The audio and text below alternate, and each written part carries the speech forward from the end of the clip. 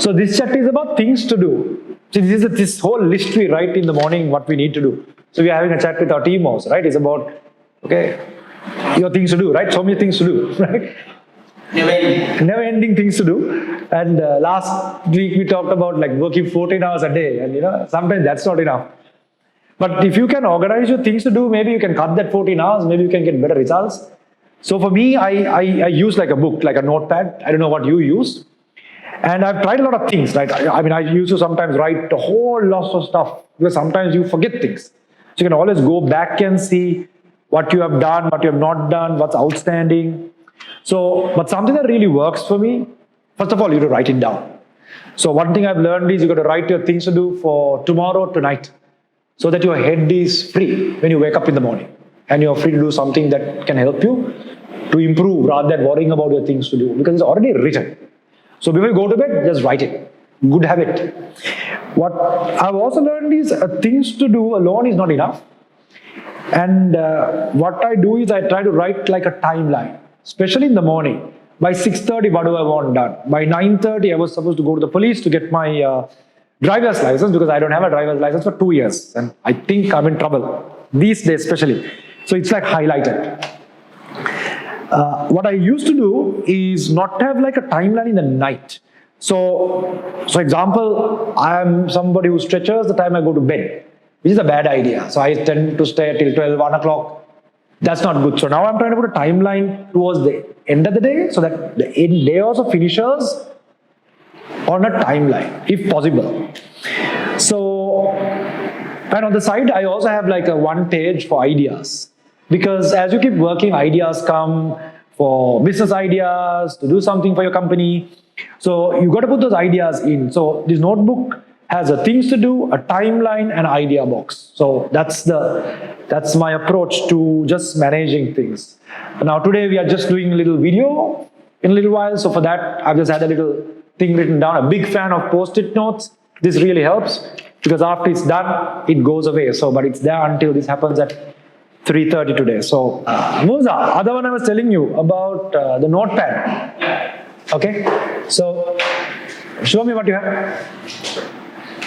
Yeah, okay, these two big buttons.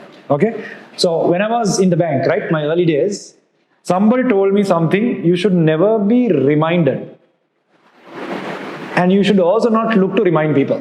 If you're a boss, it's a great place to be. You don't remind, you don't like to be reminded. So if I had to call you, Musa, did you do this? That's a reminder. So what I learned was, when you're always going for a meeting with the boss, take that little small notebook, like the Virodhara notebook. So you write down, while the boss will mustn't tell you 5 things. He has nothing to worry, now he will tell you, do this, do this, do this. So you're writing down. Now, if you don't ask him, which one do you want first? You will do out of the 5, one you think is extremely important, but he in his mind want the 5th thing done first.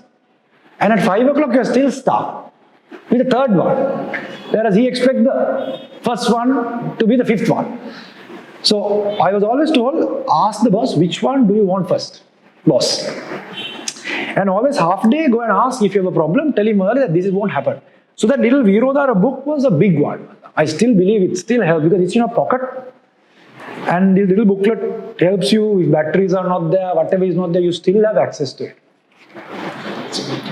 Yeah, that's a good tip for, okay. Actually, I used to, every year to my team, I used to give it's a lovely gift to give. I used to give those little notebooks.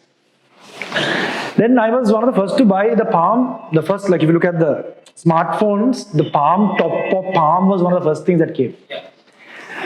So I bought that. I couldn't afford it, some 78,000 rupees. Then I bought an iMate, something called iMate, a fancy phone. Again, it had things to do and all that. From an iMate, you went to BlackBerry first. BlackBerry, because that was posh. As a corporate guy, you should have a BlackBerry. So I always invested in some technology because you need the tools to, to organize yourself. So even now, you write things down. You have ideas. In example, in the back, if you have big ideas like these are cycling ideas, right? This is to ride. Now this idea I wrote maybe a long time ago. This is from Matara to ride to Jaffna. Now this became an event. We did Race the Pearl. And there are some climbing ideas. So there are ideas. If you run your whole day on things to do alone, your life won't go forward. There'll be ideas now. How do you write it down? So I'm not very good at, though I have all the technology, I buy technology. But it really doesn't work all the time. Now, actually, I have a thing, I don't know whether you use this, called Wunderlist. Okay, so Wunderlist is a nice little app which you can list down all your things to do and reminders. Honestly, I put a lot of things here, but nothing like having it in front of you. And then if you have idea, I use bamboo paper, where you can go and draw, like, okay, spinner, what you do, your ideas. Okay, you can put those in, and so that's the technology side. But tell you the truth, nothing to beat a simple notebook.